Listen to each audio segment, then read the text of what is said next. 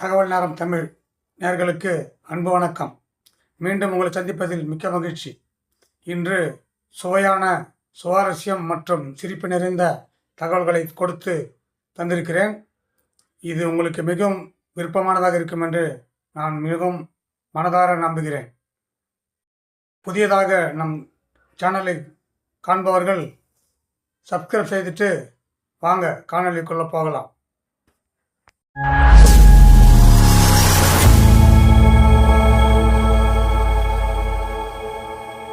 ஆரம்பிச்சுட்டான். 104 வருஷத்துக்கு முன்னாடி போடுவோம். இதே தேதி, இதே மாசம், இதே நாள். என்ன இந்த நேரம் இவர் விவேகானந்தர் என்ன பண்ணிட்டு இருக்காருன்னா, தரையில ஒரு விரிச்ச படுக்கையில படுத்திருக்கிறார். ஒரு சீடர் அவர் தலைக்கு விசிறியால விசிறிட்டு இருக்கிறார். அதாவது அதுதான் அவருடைய வாழ்க்கையினுடைய கடைசி நாள். அன்னைக்கு என்ன நடந்திருக்குன்னா, காலையில விடிய காலம் எழுந்திருச்சு அந்த பூஜை அறைக்குள்ள போனாராம். தன்னுடைய பூஜை அறைக்குள்ள போய் கதவு ஜன்னல்லாம் சாத்திக்கிட்டார். 3 மணி நேரம் தியானத்துல இருந்திருக்கிறார். தியானத்துல இருந்துட்டு அதுக்கப்புறம் வெளியில ஒரு வாக்கிங், ஒரு கொஞ்சம் தூரம் அப்படியே தோட்டத்துல உலாவி விட்டு வந்திருக்கிறார்.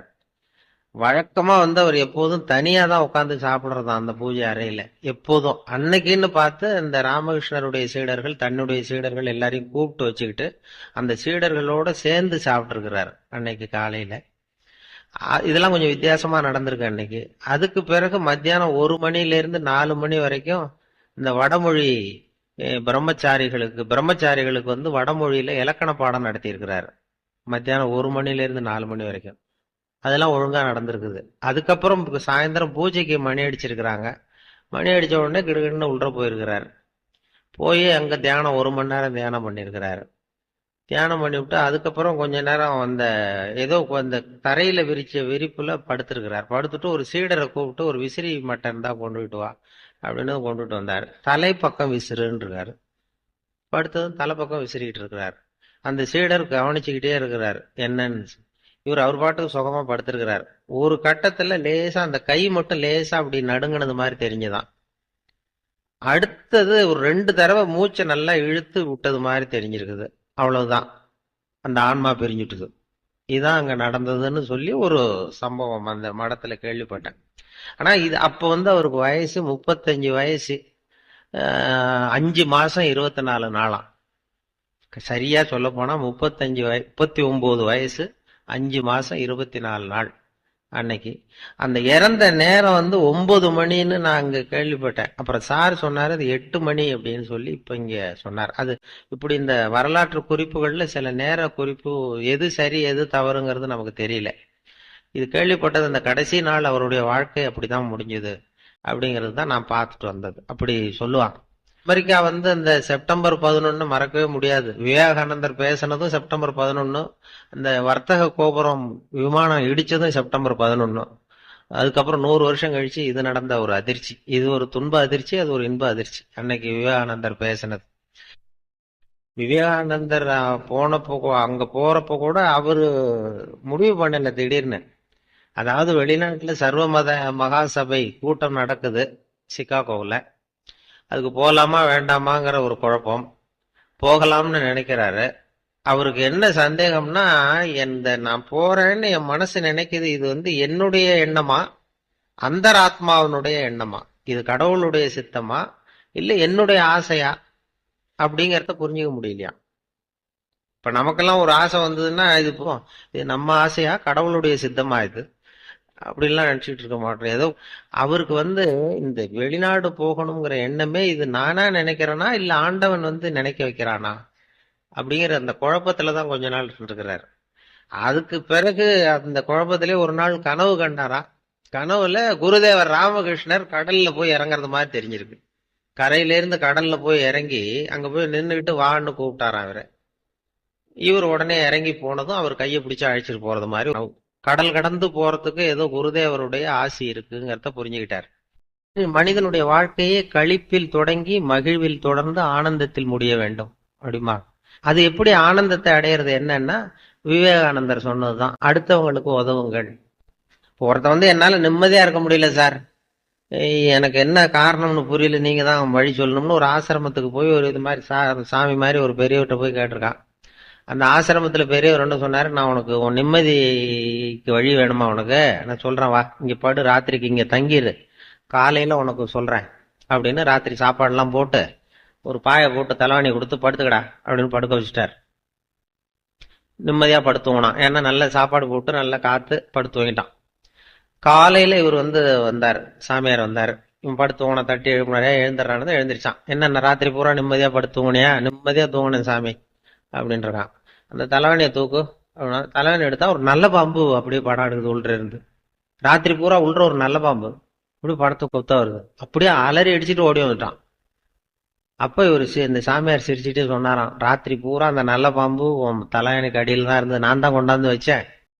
ராத்திரிக்கு பூரா உன் தலைக்கு அடியிலேயே ஒரு நல்ல பாம்பை வச்சுக்கிட்டு உன்னால எப்படி நிம்மதியா இருக்க முடிஞ்சது அப்படின்னு கேட்டிருக்காரு. நிம்மதியா தூங்கினேங்கிற, ஆனா உன் தலைக்கு ஒரு அடி பக்கத்துலயே நல்ல பாம்பு இருக்கு, எப்படி நிம்மதி உனக்கு கிடைச்சது அப்படின்னு. அது இருந்தது எனக்கு தெரியாது, என் மனசு அதுல இருந்து விலகி இருந்தது, அதனால நிம்மதியா இருந்தேன் அப்படின்றான். அப்பதான் அவர் சொன்னாராம், உன்னுடைய மனது எதுல இருந்து விலகி இருக்கிறதோ அதுல இருந்து உனக்கு நிம்மதி கிடைக்கும். சமாதி நிலைங்கிறது ஒரு பெரிய ஆன்மீகத்துல அவங்க பெருசா சொல்றாங்க. அது 14 வயசுலயே விவேகானந்தருக்கு வந்துட்டுதுன்னு சொல்லி குறிப்புகள் சொல்லுது. அது அவங்க அப்பா ஏதோ ராய்ப்பூர்ல இருந்தாராம், விவேகானந்தருடைய அப்பா. அதாவது அப்பா நரேந்திரன் பேரு. இவங்க அம்மாவோட ஒரு மாட்டு வண்டியில போயிட்டு இருந்தாராம். அவங்க அப்பாவை பாக்குறதுக்கு ரொம்ப தூரம் மாட்டு வண்டியில போகணும். அப்படி போகும்பொழுது ஒரு காட்டு பாதை போயிட்டு இருக்கும்பொழுது, பெரிய காட்டு பாதை, 2 பக்கம் பெரிய பெரிய மலை சிகரம், உயரம் ஆகாயத்தை தொடர்றது மாதிரி 2 சிகரங்கள். அது 2 மலை நெருங்கி இருக்கு. அதுல அந்த தேன் கூடு கட்டியிருக்கு, 2 மலையை இணைச்சி பெரிய தேன் கூடு கட்டியிருக்குது. இந்த இயற்கையினுடைய வினோதத்தை பார்த்து இவர் என்னமோ அதிசயத்தை ஒரு பரவச நிலைக்கு போயிட்டாராம் விவேகானந்தர் 14 வயசுல. அதுதான் அவர் முதல்ல அவருடைய நிலை. அதை சமாதி நிலைன்னே சொல்லி பின்னாடி எல்லாரும் அந்த குறிப்புல அது சொல்றாங்க. சமாதி நிலைங்கிறது ரொம்ப பெரிய விஷயம், பெரியவங்களுக்கெல்லாம் அது ரொம்ப காலம் கழிச்சு ஏற்படுறது. ராமகிருஷ்ண பரமஹம்சர்ட்டே அவருடைய படத்தையே ஒருத்தர் ஓவியர் வரைஞ்சாராம்.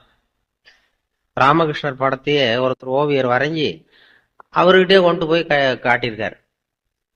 ராமகிருஷ்ணர் படத்தை வரைஞ்சி அவர்கிட்டயே கொண்டு போய் படத்தை காட்டியிருக்காரு ஓவியர். இவர் ராமகிருஷ்ணர் என்ன பண்ணாரு, அது தொட்டு கும்பிட்டாராம். நல்லா இருக்குன்னு சொல்லு தொட்டு கும்பிட்டுருக்காரு. இவருக்கு ஆச்சரியம் எல்லாருக்கும், என்னது உங்க படத்தையே தொட்டு கும்பிடுறீங்க அப்படின்னு கேட்டதுக்கு அவர் சொன்னாராம், இது என்னுடைய படமா இருந்தா நான் தொட்டு கும்பிட்டுருக்க மாட்டேன், நீ என்னுடைய சமாதி நிலையை படமா வரைஞ்சிருக்கிற, என்னுடைய சமாதி நிலையை நீ படமாக வரைந்திருக்கிறாய், அது உயர்ந்த நிலை, அது நாம் வணங்க வேண்டியது, அதனாலதான் தொட்டு கும்பிட்டேன் அப்படின்பாங்க. இப்ப ஒரு பெரிய வேலைக்காரன், ஒரு பெரிய செல்வந்தர், அவர் வீட்டுல வேலைக்காரன், அவர் ஒரு கோயில்ல பூஜை பண்ணணும், நாளைக்கு ஒரு வாழைத்தார் வாங்கிட்டு வாடான்னு அந்த வேலைக்காரன்ட்ட சொல்றாரு. வாழைத்தார் பூஜை பண்றதுக்கு சாமிக்கு. இவன் அந்த ஏழை வேலைக்காரன் போய் கடையில ஒரு வாழைத்தார் வாங்கிட்டு வந்திருக்கான். வரும்பொழுது அவன் வீட்டு வழியா வந்திருக்கான், குடிசை வழியா. வீட்டுல குழந்தை கத்திக்கிட்டு இருக்கு, அவன் குழந்தை வாழ் கத்து பசியால கத்திக்கிட்டு இருக்கு. உள்ள போய் பார்த்தா பொண்ணு இல்ல, பசி தாங்காம குழந்தை கத்துது. இவன் என்ன பண்ணா, சரி ஒரு தார் இருக்கு, இதுல ஒரு பழத்தை பிச்சு கொடுத்தா இதுல என்ன குறைஞ்சிட போகுதுன்னு சொல்லி ஒரு பழத்தை பிச்சு அந்த குழந்தைக்கு கொடுத்தான். பசியோட அந்த குழந்தை அது சாப்பிட்டு அப்புறம் தூங்கிட்டுது, நிம்மதியா பசி போச்சு. இவன் மெதுவா கொண்டு போய் தெரியாம கொண்டு போய் முதலாளிகிட்ட கொடுத்துட்டான். மறுநாள் பூஜையில கொண்டு போய் வைக்கிறதுக்கு பாக்குறாங்க, அவ்வளவு பழமும் அழுகி இருக்கு, தாறு பூரா. உடனே அவருக்கு சந்தேகம் வந்துட்டுது, ஏதோ தப்பு நடந்து போச்சு, தெய்வ குத்தம் நடந்துட்டுது, இது என்னடா பண்ண நேத்துன்னு சொல்லி கேட்டா இவன் உண்மையை ஒத்துக்கிட்டான். நான் வரும்பொழுது குழந்தை பசியோட கத்திக்கிட்டு இருந்தது, என் புள்ள ஒரு பழத்தை பிச்சு கொடுத்துட்டேன் அப்படின்னு தான் அவருக்கு கோவம் வந்துடுது, அடிச்சுட்டாரு. அப்படியே இருந்தாலும் வேற பழமாவது வாங்கி கொடுத்துருக்கலாம், சாமிக்குன்னு வாங்கிட்டு வந்த பழத்தை கொண்டு போய் கொடுத்தேடா, உனக்கு புத்தி இருக்கான்னு திட்டினாராம். சரி என்ன பண்ணது, போய் மன்னிப்பு கேட்டாராம் அப்புறம் சாமிகிட்ட. சுவாமி கடவுளே என்னை மன்னிச்சுங்க, உங்களுக்காக வாங்கிட்டு வந்ததை ஒரு குழந்தைகிட்ட கொடுத்துட்டான், இது எல்லாம் வீணா போச்சு அப்படின்னு. அப்ப அந்த கடவுள் சொன்னாராம், அப்படி இல்லப்பா, நீ வாங்கிட்டு வந்த ஒரு தார் பழத்துல நல்ல பழம் ஒன்னே ஒண்ணுதான், அதை நேத்தே நான் சாப்பிட்டுட்டேன் அப்படின்னாராம். நேத்து கொண்டு போய் இந்த குழந்தை வாயில வச்சிருக்கிறான் பாருங்க, அது அந்த கடவுள் வாயில வச்சது மாதிரி. நேத்தே நான் சாப்பிட்டுட்டேன் அந்த நல்ல பழத்தை, மத்ததெல்லாம் பிரயோஜனம் இல்லாத பழம்னு சொன்னாராம். இததான் விவேகானந்தர் சொல்றாரு, நீ கடவுளுக்கு செய்யணும்னா இப்படி ஏழை ஒரு பசியால வாழற குழந்தைக்கு கொண்டு போய் கொடு, அது நேரா கடவுளுக்கு போய் சேர்ந்துரும். அது மாதிரி கடவுள் நமக்கு உதவி பண்ணாலும் மனுஷ உருவம் தான், நாம அதுக்கு பண்ணாலும் இப்படிதான் பண்ணணும். ஒரு ஏழைக்கு உதவி செய்யறது, இல்லாதவங்களுக்கு கஷ்டம், அப்படித்தான் கடவுளுக்கு போய் சேரும். கடவுள்கிட்டே போய் நம்ம ஒன்றும் பண்றது இல்லை. இதுதான் அவர்கள் அந்த விவேகானந்தருடைய இது. ஒருத்தன் வந்து ஒரு காய்கறி வாங்குறதுக்கு 100 ரூபா பணத்தை எடுத்துட்டு போனான் மார்க்கெட்டுக்கு. 100 ரூபா பணத்தை எடுத்துட்டு போறான். அவனுக்கு பிடித்தமான காய்கறியை வாங்கினான். வாங்கி பையில எல்லாத்தையும் போட்டுக்கிட்டு பையில பாக்குறான், பணத்தை காணோம். 100 ரூபா பை ஓட்டா இங்கே விழுந்துட்டு வழியில. ஆசையா வாங்கின காய்கறியை திருப்பி அவன்கிட்ட கொடுத்துட்டு வெறும் பையோட வரான். ஏன்னா 100 ரூபா பணம் எங்கேயோ விழுந்துட்டு. போய் அழுதுட்டே போறான். அன்னைக்கு பூரா அவனுக்கு நிம்மதி இல்லை, ராத்திரியும் தூங்கல. ஏன் என்னாச்சுன்னு அந்த அம்மா கேட்குது, வீட்டுல எல்லாம் போயிட்டுது போ அப்படின்னு சொல்லி படுத்துட்டான். அன்னைக்கு தூக்கமே வரல, 100 ரூபா நாசமா போயிட்டுதேன்னு. அதே போல கொஞ்ச நாள் கழிச்சு மறுபடியும் அதே மாதிரி 100 ரூபாயோட போயிட்டு இருக்கான் காய்கறி வாங்க ஒரு தடவை. அப்போ ஒரு குழந்தை அழுதுகிட்டு இருக்கு, பசியால கத்திக்கிட்டு இருக்கு. உடனே இவன் அந்த குழந்தைய 2-3 குழந்தைகள் கத்திக்கிட்டு இருக்கு, அதை அழைச்சிட்டு போய் அதுக்கு சாப்பாடு வாங்கி கொடுத்து எல்லாத்தையும் இந்த 100 ரூபா பணத்துக்கு இவன் காய்கறி வாங்க போனது அது சாப்பாடுலாம் வாங்கி கொடுத்துட்டு இப்பவும் வெறும் பையோட வர்றான். காய்கறி வாங்க முடியல, வாங்கி கொடுத்துட்டு வந்துட்டான். இப்பவும் வெறும் பையோட வந்து, ஏன் இப்பவும் 100 ரூபா தொலைஞ்சு போச்சா அப்படின்னு கேட்டிருக்க அந்த அம்மா. ஆமா இப்பவும் போயிட்டுது, பணம் செலவு பண்ணிட்டு போயிட்டுதுன்னு இருக்கான். அப்போ அந்த நடந்த விஷயத்த சொல்லியிருக்கான். அப்ப அந்த வீட்டுக்கார அம்மா சொல்லிச்சான், நீ முன்னாடி ஒரு தடவை போனப்பயும் 100 ரூபாய இழந்திருக்க, இப்ப போனப்பயும் 100 ரூபாய இழந்திருக்க, ரெண்டுமே இழப்பு தான். அன்னைக்கு வந்து நீ அன்னைக்கு தூக்கம் கெட்டு போச்சு, உனக்கு தூங்கவே முடியல, அழுதுகிட்டு இருந்த. இன்னைக்கு நீ நிம்மதியா தூங்குற. இன்னைக்கு என்ன, 2 இழப்புக்கும் என்ன வித்தியாசம் அப்படின்னு கேட்டுதான்.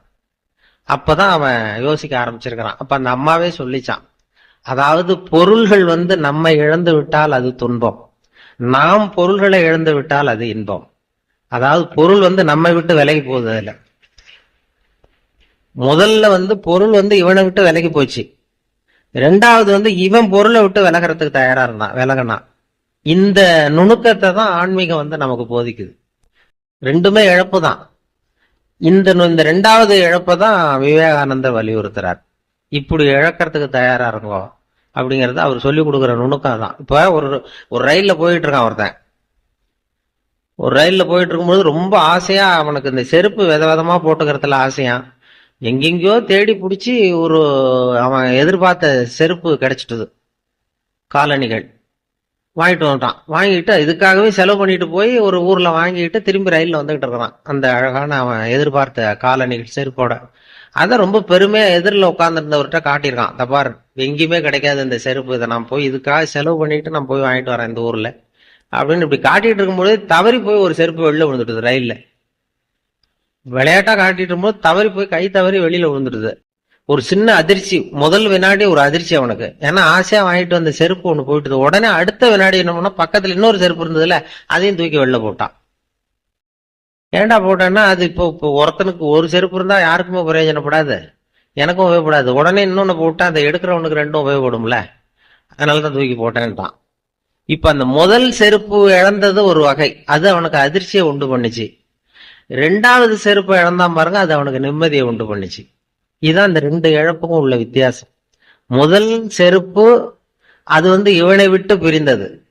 2வது செருப்பு அதை விட்டு இவன் பிரிஞ்சான். அந்த 2வது வகை நுணுக்கத்தை கற்றுக்கொள்ளுங்கள்ங்கிறது தான் ஆன்மீகவாதிகள் நமக்கு நுணுக்கமா சொல்லி கொடுக்குறாங்க. இதுக்கு தயாரா இருங்கோ, நீங்க நிம்மதி இருக்கிற இடம் அதுதான், நிம்மதியை தேடி எங்கெங்கேயும் அலையாதீங்கன்னு சொல்லி கொடுக்குறாங்க. அந்த மனசை வந்து எப்படி கட்டுப்படுத்துறது, மனசை வந்து கட்டுப்படுத்துறது ரொம்ப கஷ்டம். அதுதான் அருள் தந்தை வேதாத்திரி மகரிஷி சொல்லுவார், மனதை வந்து கட்டுப்படுத்துறதுக்கு முயற்சி பண்ணாதீங்க, மனதை வந்து அடக்க நினைத்தால் அது அலையும், அறிய நினைத்தால் அது அடங்கும் அப்படின்னு சொல்றாரு. மனசை புரிஞ்சுங்க, அது அடங்கிரும். அதை அடக்கிறதுக்கு முயற்சி பண்ணாதீங்க, அது அலைய ஆரம்பிச்சிரும் அப்படின்னு அவர் சொல்லுவார். அந்த மனசு வந்து அவ்வளவு கஷ்டப்படுத்தும் நம்மளை. மனசை கட்டுப்படுத்துறது ரொம்ப கஷ்டம். ஒரு பையன், நான் வந்து மனசை கட்டுப்படுத்துறது என்ன சார் பெரிய காரியம்னு இந்த காலத்து பையன் ஒருத்தன், நான் கட்டுப்படுத்துறது என்ன பெரிய விஷயம் அப்படின்ட்டு கிளம்புனா, போய் நேரா அங்கிருந்தா மனசு சிந்தனையெல்லாம் செதறுது, நடு காட்டுல போய் யாரும் இல்லாத இடத்துல போய் உட்காந்துக்கிறேன், மனசை கட்டுப்படுத்த போறேன்னு ஒரு மரத்தடியில போய் உட்காந்துட்டான். காட்டுல உட்காந்துட்டு அப்படியே நிக்கிறான், மனசை கட்டுப்படுத்துறான். பார்த்தா ஒரு ஒரு ஒரு ஒத்தையடி பாதை, அதுல ஒரு டான்ஸ் ஆடுற பொண்ணு போயிட்டு இருக்கு. அங்க ஒரு டான்ஸ் ஸ்கூல் நடக்குது எங்கேயோ, அந்த வழியா 8 மணிக்கு காலையில அது போகுது அந்த ட்ரெஸ்ஸோட. அது வந்து டான்ஸ் ஸ்கூல் போல இருக்கு. இது என்னடா இங்க வந்து காட்டுக்கு வந்தோம், இங்கே நமக்கு தொந்தரவா இருக்க அப்படின்னு சொல்லி பார்த்து என்ன பண்ணா, ஒரு துணியை எடுத்து கண்ணை கட்டிவிட்டான். இனிமே கட்டிட்டு, கண்ணு தானே தொந்தரவா இருக்கு, இனிமே மனசை கட்டுப்படுத்துறேன் பார் அப்படின்னு உட்காந்தான். மறுநாள் காலையில 8 மணிக்கு அது காலில் இருக்கிற சலங்கை சத்தம் கேட்டிருக்கு, ஜல் ஜல்லுன்னு அந்த வழியா போறது. இது ஏதரா இதுவும் தொந்தரவா இருக்கு அப்படின்னு சொல்லிவிட்டு இன்னொரு துணி எடுத்தான், காதையும் கட்டி விட்டான். காதையும் எரி கட்டியாச்சு, கண்ணையும் கட்டியாச்சு. இனிமே மனசை கட்டுப்படுத்துறேன் அப்படின்னு உட்காந்தான். 3வது நாள் காலையில 8 மணிக்கு அது தலையில வச்சிருக்கிற பூ வாசனை அடிச்சிருக்கு. 8 மணிக்கு இது எதிரா இது வேற வம்பா இருக்குன்னு மூக்கையும் கட்டிவிட்டான். மனசை கட்டுப்படுத்துறேன்னு கண்ணை கட்டினா, காதை கட்டினா, மூக்கையும் கட்டிவிட்டான். இனிமே ஒன்றும் தொந்தரவு இல்லை அப்படின்னு அப்படியே உட்காந்துருக்கான் மல்லு கட்டிட்டு. 4வது நாள் காலையில 8 மணி ஆச்சு. கரெக்டா 8 மணிக்கு இவன் மனசு நினைச்சுதான் இந்நேரம் அவ போயிட்டு இருப்பா அப்படின்னு நினைச்சு. அதை எப்படி கட்டுப்படுத்துறது? அதுக்கு எந்த துணியை வச்சு கட்டுறது? அதுக்குதான் ஆன்மீகம் என்கிற துணி தான் உங்களுக்கு உபயோகப்படும் அப்படின்னு பெரியவங்க சொல்றாங்க. மனிதனுடைய வாழ்க்கை களிப்பில் தொடங்கி மகிழ்வில் தொடர்ந்து ஆனந்தத்தை நோக்கி செல்ல வேண்டும். அதுதான் மனிதனுடைய வாழ்க்கை போக வேண்டிய முறைன்னு சொல்லுவாங்க. அதுதான் ஒரு விவேகானந்தர் அதுதான் சொல்றாரு. நீங்க அடுத்தவங்களுக்கு செய்யற ஆண்டவனைக்கு உச்சரிக்கிற உதடுகளை விட அடுத்தவருக்கு செய்கிற உதவி செய்கிற கரங்கள் மேலானவை அப்படின்னு சொல்றாரு. அந்த இதுதான் அந்த ஆன்மீகம்ங்கிறது அந்த வகையில தான் சொல்றது உண்டு. ஏன்னா ஆன்மீகம்ங்கிறது புற வளர்ச்சி அக வளர்ச்சிங்கிறத பத்தி அவங்க சொல்லிட்டு இருந்தாங்க. அக வளர்ச்சிங்கிறது ரொம்ப முக்கியமான விஷயம். அது இப்ப ஒரு ஒரு ஓட்டப்பந்தயம் நடக்குது. ஒரு ஓட்டப்பந்தயத்துல ஆள் ஒருத்தன் ஜெயிக்கிறதுக்கு ஓடிட்டு இருக்கான், அவன் தான் ஜெயிக்க போறான். அந்த நேரத்துல பின்னாடி வந்துகிட்டு இருந்த ஒருத்தன் தடுமாறி கல்லு தடுக்கி கீழே வந்துடுறான், குப்புறம் விழுந்துடுறான். உடனே அந்த முன்னாடி ஓடுனவன் ஓட்டத்தை நிறுத்திவிட்டு விழுந்தவனை தூக்கி கொண்டு போய் ஓரத்துல நிறுத்தி அவனுக்கு வைத்தியம் பண்ண ஆரம்பிச்சுட்டான். 3வதா வந்தவன் போய் ஜெயிச்சுட்டான். 3வது ஓடி வந்தவன் போய் ஜெயிச்சிட்டான். பந்தய பரிசு யாரு கொடுப்பாங்க? யாரு முதல்ல கோட்டை தொட்டாங்களோ அவங்களுக்கு தானே. முதல்ல ஓடினவன் 2வது ஆளை தூக்கிட்டு ஒதுங்கி வந்துட்டான். அந்த தலைவர் பரிசு கொடுத்தாராம். அந்த ஓட்டத்துல முதல் பந்தயம் வந்தவனுக்கு முதல் பரிசு. இந்த முதல்ல இப்ப சொல்றேனே, இவனுடைய தோல்விதான் மிகப்பெரிய வெற்றி. இதுதான் ஆன்மீகத்துக்கு அடிப்படை. தோற்று போக கற்றுக்கொள்ளுங்கள்னு சொல்றோம். ஆன்மீகம் தோல்வியில தான் வெற்றி இருக்கும். புற வாழ்க்கையில ஜெயிக்கிறது தான் சந்தோஷம். அந்த நுணுக்கமான விஷயங்களை தான் ஆன்மீகம் நமக்கு சொல்லி கொடுக்குது. அதை பத்தி இப்ப நிறைய பேர் இப்பதான் சிந்திக்க ஆரம்பித்திருக்கிறார்கள். சகிப்புத்தன்மை, அந்த கோபம், சினம் தவிர்த்தல். இவங்க தான் வேதாத்திரி மகரிஷி தான் சினம் தவிர்த்தல்னு பயிற்சி எல்லாம் கொடுக்குறாங்க. என்ன ஒரு தரம் சினம் தவிர்த்தல் பயிற்சி கொடுக்கறதுக்கு கூப்பிட்டாங்க மெட்ராஸ்ல ஒரு இடத்துல. நான் சொன்னேன், பயிற்சிக்கு வேணா வரேன் சார், பேசுறதுக்கு என்ன கூப்பிடாதீங்க அப்படின்னு. இல்ல நீ மனுஷன் கோவப்படாம இருக்கணும், ஆன்மீகத்துக்கு அதெல்லாம் ரொம்ப முக்கியமான ஒரு பண்பு, அதுக்கு உனக்கு தெரிஞ்சதை சொல்லிவிட்டு போ அப்படின்னாங்க. நான் வழக்கம் போல கதையை தான் சொல்லிட்டு வந்தேன். கோவப்படாம இருக்கிறதுனா, ஒருத்தங்க ஒரு பெரிய ஆளு ஜப்பானுக்கு போக வேண்டிய பிரயாணி, மீனம்பாக்கம் ஏர்போர்ட், லக்கேஜ் எல்லாம் தூக்கிட்டு ஜப்பானுக்கு போக வேண்டிய ஆள். இந்த லக்கேஜை வாங்கி பிளேன்ல ஏத்துற ஒரு தொழிலாளி அவன்கிட்ட போய் சண்டைக்கு போறான். அந்த ஆள் அடிக்க போறான், திட்டுறான். பதிலுக்கு அவன் கோபமே படல. அந்த தொழிலாளி சிரிச்சுக்கிட்டே சரி சார் சரி சார்ங்கிறான். என்ன கோவம்னு தெரியல. இதை ஒரு பேராசிரியர் பார்த்துக்கிட்டு இருக்காரு, சினம் தவிர்த்தல் பேராசிரியர். இது என்ன இந்த பெரிய விஷயம் இவ்வளவு அடிக்க போறான், அந்த பதிலுக்கு அவன் கோபமே படல. சினம் தவிர்த்தலுக்கு அவன் நமக்கு பயிற்சி கொடுக்கலாம் போல இருக்குன்னு ஒரு நினைச்சிட்டாரு. ரொம்ப நேரம் ஒரு அடிக்க போனாரு, திட்டினாரு. சரி சார் சரி சார் சிரிச்சுக்கிட்டே இருந்தான். அப்புறம் எல்லாத்தையும் லக்கேஜ் எல்லாம் வாங்கிட்டு போனா முடிஞ்சது. அப்புறம் பிளேன் ஏறி போயிட்டாரு பெரிய மனுஷன். அதுக்கப்புறம் இவர் ஓடி போய் அந்த தொழிலாளியை கூப்பிட்டு வந்தார் பேராசிரியர். ஏப்பா காலையில இருந்து அந்த பெரிய மனுஷன் பார்த்துக்கிட்டு இருந்தா உன்னை அடிக்க வந்தான், திட்டினான், முகத்துல ஒரு ரியாக்ஷனே கிடையாது, கோபமே படாம இருக்கிறது, அது எப்படி உன்னால முடிஞ்சது அப்படின்னதுக்கு, இல்ல சார் உனக்கு கோபமே வரலையான்னு கேட்டிருக்காரு இவரு. இல்ல சார், மனுஷன் பிறந்தா கோபம் வராம இருக்காது சார், அவங்கவுங்களுக்கு அவங்கவுங்க வழியில அதை டீல் பண்ணுவாங்க. உனக்கு கோவம் வந்தது அந்த ஆள் திட்டும் பொழுது? நல்லா கோவம் வந்தது சார் அப்படின்னா. என்னடா பண்ண? அதுக்கு என்ன பண்ண? என் வழியில டீல் பண்றேன் சார். என்னடா பண்ண அப்படின்னா, ஒண்ணும் இல்லை சார், அந்த அந்த அவர் ஜப்பான் போயிட்டு இருக்காரு, அவர் லக்கேஜ் எல்லாம் அமெரிக்கா போயிட்டு இருக்கு, மாத்தி ஏத்தி விட்டுருவோம் சார், நமக்கு என்ன இதுல பிரச்சனை? அனாவசியமா அவன்கிட்ட எதுக்கு சார் நம்ம போய் வம்பளக்கணும், டென்ஷன் ஆகக்கூடாது சார் அப்படின்னா. இதுதான் நான் அவங்க சினம் தவிர்த்தல் பயிற்சி முகாம்ல ஒரு தடவை சொல்லிட்டேன் சென்னையில. அதுல இருந்து அதுக்கப்புறம் கூப்பிடுறதே இல்லை என்ன அவங்க. ஆமா, அதுக்கப்புறம் நானா போய் ஒரு தரம் கேட்டேன் ஒரு 5-6 வருஷம் கழிச்சு. அவர் ஏன் சார் சினம் தவிர்த்தல் கூப்பிட்டீங்களே, இந்த வருஷம் நான் மறுபடியும் வரட்டுமா அப்படின்னு. வேணாம் சார், நாங்க பாத்துக்கிறோம் சார், அது ஏதோ எங்களுக்கு தெரிஞ்ச வழியில நாங்க சொல்லி கொடுக்குறோம், நீங்க உங்க வழியில போயிட்டு இருங்க சார். அப்படி அந்த சினம்ங்கிறது, சினம் தவிர்த்தலுக்கு முறையான பயிற்சி கொடுக்குறாங்க அவங்க. அதெல்லாம் ஆன்மீகத்து பண்புகளை வளர்க்கறதுக்கு ஒரு பெரிய இது மாதிரி சகிப்புத்தன்மைங்கிறதும் ஒரு பெரிய விஷயம். டாலரன்ஸ், இன்டர்நேஷனல் இயர் ஆஃப் டாலரன்ஸ்னு கொண்டாடினாங்க 1995 வருஷத்துக்கு. சர்வதேச சகிப்புத்தன்மை ஆண்டு. அப்போ ரேடியோவில் ஒரு கதை சொன்னோம் அந்த சகிப்புத்தன்மை பத்தி. அது என்னன்னா அந்த டாக்டர் கதை. இந்த டாக்டர் ஒருத்தர் ரூம்ல உட்காந்துருக்காரு. ஒரு டாக்டர் ரொம்ப பிஸி டாக்டர். வெளியில வரிசையா பெஞ்சு போட்டிருக்கு. 40 பேர் உட்காந்துருக்கிறான் டாக்டரை பாக்குறதுக்கு கியூல. 40 பேர் சட்டையை கட்டி சுருட்டி வச்சிருக்கான். 40 பேர் வாயிலே 40 தெர்மாமீட்டர் இருக்கு. எல்லாம் ஒரே வியாதிக்கா வந்திருப்பான். தெர்மாமீட்டரோட உட்காந்துருக்கான் 40 பேர். அதே தெருவில் ஒருத்தன் காலண்டர் மாட்டுறதுக்கு ஆணி அடிச்சிருக்கான். விரல் நசுங்கி போச்சு. சரி நம்ம தெரு தானே சிஸ்டர் இதுல ஏதாவது வச்சு விடுங்கன்னா நீ 41வது ஆளா உட்காரு அப்படின்னு இருக்கு அந்த நர்ஸ். சரின்னு உட்காந்துருக்கான். சட்டையை கயிட்டு இருக்கு. இல்லடா இங்க விரல் தான் சிஸ்டர். இங்க பாரு எல்லாரையும் பாரு எல்லாம் சட்டையை கயிட்டு வச்சிருக்கான். சரி நமக்கு என்னன்னு சட்டையை கயிட்டி சுருட்டி பந்து மாதிரி வச்சான். வாயை தோற அப்படின்னு திறந்தான். ஒரு தெர்மாமீட்டர் வச்சுட்டு ஓடி போச்சு. இவன் வாயில தெர்மாமீட்டர் வச்சுக்கிட்டு யோசிக்கிறான், எதுக்கு தெர்மாமீட்டர் வச்சாங்க? விரல் தானே நசுக்கி இருக்கிறோம், எதுக்குன்னு வேணா வாயை திறக்க முடியல. சரி பக்கத்துல இருக்கிறவனை கேட்கலாம்னா அவனும் ஏதோ பேசுறதுக்கு தயாரா இருக்கான். 40 பேரும் ஏதோ 40 பேசுறதுக்கு ரெடியா இருக்கான். கண்ணு செவந்து இருக்கு, பலூன் மாதிரி உப்பி இருக்கு எல்லாம். தெர்மாமீட்டர் வச்சுட்டு அவன் பாட்டு சகிச்சுட்டு உட்காந்துருக்கான். அவனும் ஏதோ பேசுறதுக்கு ரெடியா இருக்கான். இது என்னடா பண்றதுன்னா ஒரு 10 நிமிஷம் சகிச்சுட்டு தான் அப்புறம் அந்த நர்ஸ் ஓடி வந்து எல்லா தெர்மாமீட்டரையும் எடுத்துக்கிட்டு அவங்க டெம்பரேச்சர் இதெல்லாம் குறிச்சிக்கிட்டு டாக்டர் ரூமுக்கு ஓடி போச்சு ரெஜிஸ்டர் எடுத்துட்டு. அப்புறம் இவன் ஆரம்பிச்சான் இந்த 41வது ஆள் விரல் நசுக்கிட்டானே. உலகம் ரொம்ப கெட்டு போச்சுப்பா, எதுக்கு தெர்மாமீட்டர் வச்சு பாக்குறதுன்னு ஒரு விவசாயம் எல்லாம் போச்சு. நான் விரல் நசுக்கிட்டு தான் இதுக்கு போய் தெர்மாமீட்டர் வச்சு பாக்குறாங்க, இது உண்டு இல்லைன்னு பாத்துற போறேன், நான் விட போறது இல்லை இது ஒண்ணு கத்துறான். அப்ப இந்த 40வது ஆளை அட்வைஸ் பண்றான். இதுக்கு முந்தின நாள் இந்த பாருப்பா, இது சர்வதேச சகிப்புத்தன்மை ஆண்டு. சகிப்புத்தன்மைங்கிறது மனுஷனுக்கு வேண்டிய ஒரு முக்கியமான பண்பு, ஆன்மீகத்துல ரொம்ப அவசியம். சகிப்புத்தன்மையை நாம இது மாதிரி இடத்துலதான் வளர்த்துக்கணும். இதுக்கு நீ அவசரப்பட்டு இப்படி அசட்டுத்தனமா துள்ளாத, கொஞ்ச நேரம் மரியாதையா வாழை சுட்டிட்டு உட்கார் அப்படின்றான் அவன். அப்படி சொன்னதும் இவனுக்கு இன்னும் கோவம் வந்துட்டுது. இவ்வளவு புத்தி சொல்றடா எனக்கு, நீ எதுக்குடா வந்த அப்படின்னு கேட்டுறான். நான் தபால் கொடுக்க வந்தவையா, நான் தினம் இப்படி வருவேன், சட்டையை கட்ட சொல்லுவாங்க கட்டி வைப்பேன், தெர்மாமீட்டர் வச்சு பார்ப்பாங்க, பார்த்தா நான் பாட்டுக்கு கொடுத்துட்டு மறுபடியும் சட்டையை போட்டுட்டு லெட்டரை கொடுத்துட்டு போறேன், பெண்ணை கட்டு போய் எல்லாரும் சகிப்புத்தன்மை வளர்த்துங்கப்பா அப்படின்னு சொல்லிட்டு போனான். இதெல்லாம் நமக்கு ஆன்மீகத்துக்கு தேவை. சினம் தவிர்த்தல், சகிப்புத்தன்மை, இதையெல்லாம் வளர்த்துக்கணும். வளர்த்துக்கிட்டாதான் நம்ம இது பண்ணலாம். இல்லைன்னா இன்னும் அந்த கொஞ்ச நேரத்துல உங்க சகிப்புத்தன்மைக்கும் அந்த எண்ணம் வந்துட்டு